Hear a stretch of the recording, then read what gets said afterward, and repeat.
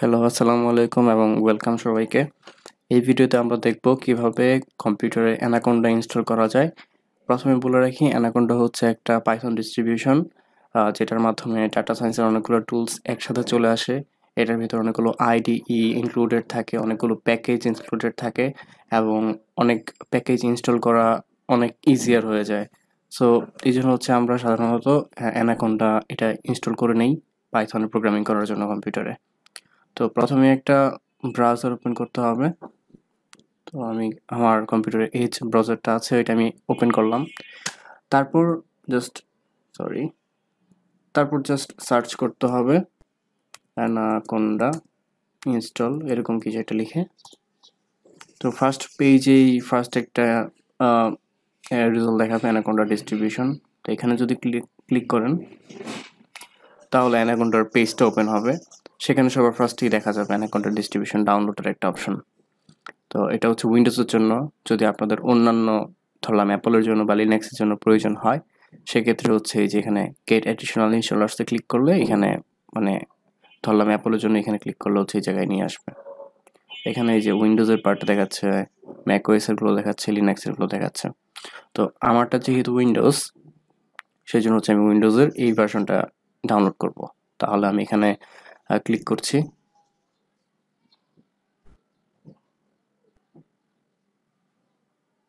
ওকে, আমি সেভ করি।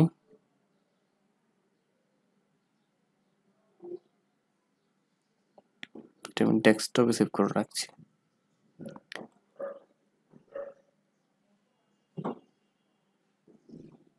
এটার সাইজ হচ্ছে 621 মেগাবাইট। সো আপনারা কেউ যদি মোবাইল ডাটাতে থাকেন তো চেষ্টা করবেন ওয়াইফাইতে গিয়ে তারপর ডাউনলোড করতে।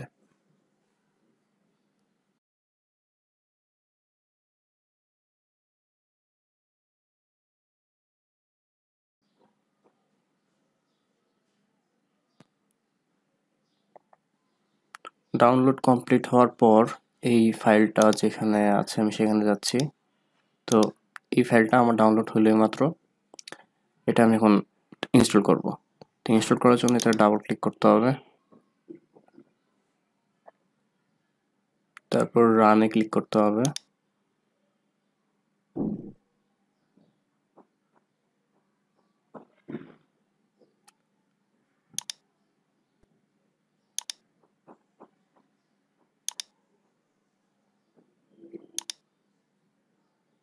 এখানে অবশ্যই add Anaconda 3 to my path in environment variable, এটা টিক মার্ক দিয়ে দিতে হবে।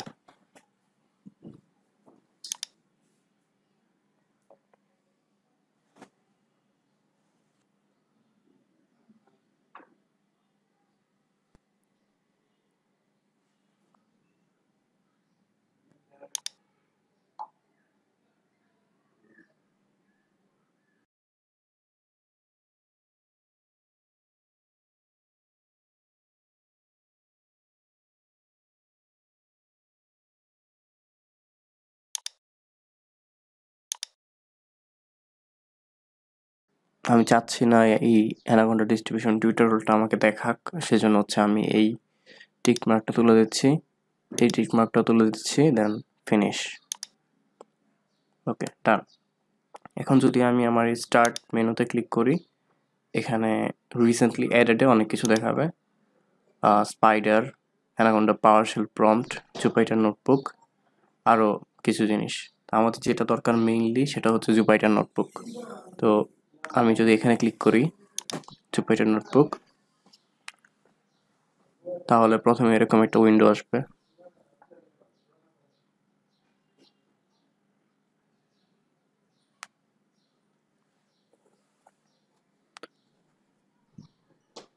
তারপর ব্রাউজারে এরকম একটা পেজ ওপেন হবে। তো এখানে আমরা অলরেডি বেশ কিছু ফাইলস দেখতে পাচ্ছি। এখন যদি আমি একটা নোটবুক ওপেন করতে চাই, ক্রিয়েট করতে চাই, তাহলে আমাকে যেতে হবে এখানে নিউ, দেন পাইথন 3।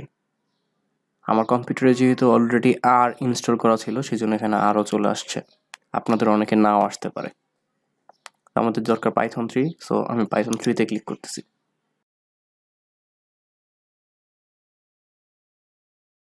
এই যে এখানে দেখাচ্ছে যে কার্নেল রেডি হয়ে গেছে, আর এখানে লেখা আছে পাইথন 3।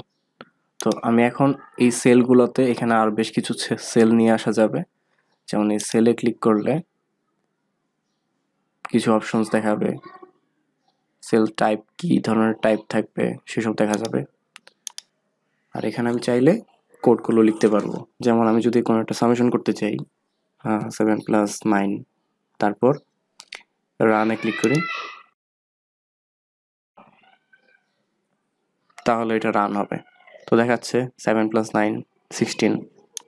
আমি যদি কোনো কিছু প্রিন্ট করতে চাই, তাহলে আমি লিখবো প্রিন্ট, তারপর কোটেশনের ভেতর হ্যালো ওয়ার্ল্ড।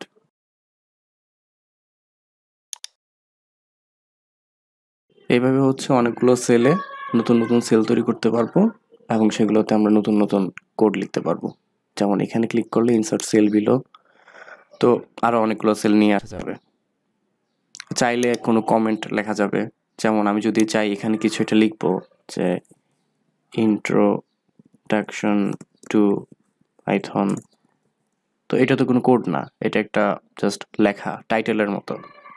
তাহলে এটাকে, এই কোড ব্লকটাকে আমি চেঞ্জ করে মার্কডাউনে নিয়ে যেতে পারবো। সেটার জন্য যে এখানে ক্লিক করতে হবে, দেন মার্কডাউন, তাহলে এটা মার্কডাউন হয়ে যাবে। তো আমি যদি এখন এখানে কার্সরটা নিয়ে রেখে রান ক্লিক করি, তাহলে এটা একটা কোড ব্লক থেকে মার্কডাউন টাইটেলের মতো হয়ে যাবে। তো এভাবে হচ্ছে জুপিটার নোটবুকে কোড করা যায়। তো আরেকটা ওয়ে আমি দেখাচ্ছি, সেটা হচ্ছে এখন আমরা আরেকটা ওয়েতে এই জুপিটার নোটবুক ওপেন করার সিস্টেম দেখব। কিছুক্ষণ আগে আমরা যেটা দেখছিলাম, সেখানে ছিল আমরা এই স্টার্ট বাটনে ক্লিক করে এই যেটা জুপিটার নোটবুকে ক্লিক করার মাধ্যমে আমরা নোটবুকটা ওপেন করছিলাম। তখন হচ্ছে প্রথমে এই স্ক্রিনটা আসে, দেন নিউতে ক্লিক করে আমরা একটা পাইথন নোটবুক ক্রিয়েট করি। মনে করি আমি চাচ্ছি একটা নতুন ফোল্ডার ধরলাম, সেই ফোল্ডারের নাম নিউ ফোল্ডার ক্রিয়েট করি, সেটার নাম দিচ্ছি session1। আমি চাচ্ছি এই ফোল্ডারের ভিতরে একটা নোটবুক আমি ক্রিয়েট করব, সেখানে হচ্ছে অ্যাসোসিয়েটেড অন্যান্য ফাইলগুলো থাকবে। তাহলে সেটার জন্য আমরা কি করতে পারি, রাইট বাটন ক্লিক করতে পারি, নিউতে যেতে পারি, দেন এখানে আমরা খুঁজতে পারি। বাট আমরা দেখবো যে এখানে আসলে সেরকম কোনো কিছু নাই, কারণ জুপিটার নোটবুক এইভাবে ক্রিয়েট করা যায় না যে আমি রাইট বাটন ক্লিক করে নিউতে গিয়ে এখানে ক্রিয়েট করলাম। এটার জন্য যেটা করতে হবে সেটা হলো এই উপরে এখানে ক্লিক করতে হবে। ক্লিক করলে যেখানে অ্যাড্রেসের মতো চলে আসবে। তো আমাদের এটা কেটে দিচ্ছি, কেটে দিয়ে এখানে আমরা লিখবো সিএমডি, দেন এন্টার। এন্টার দিলে এই ডিরেক্টরিতে আমার এই কনসোলটা ওপেন হবে। সেখানে আমি লিখবো Jupiter NOTEBOOK notebook, Jupiter notebook, এবং বানানটা খেয়াল রাখতে হবে যে UPYTER, ঠিক আছে। দেন এন্টার। এন্টার দিলে এই ফোল্ডারে, মানে এই কারেন্ট ডিরেক্টরি যেখানে আমি ওই রান দিলাম, এখানে একটা জুপিটার নোটবুকের ডিরেক্টরি ওপেন হয়ে যাবে।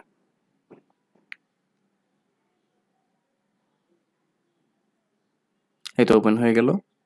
এবার নিউতে ক্লিক করি, দেন পাইথন 3।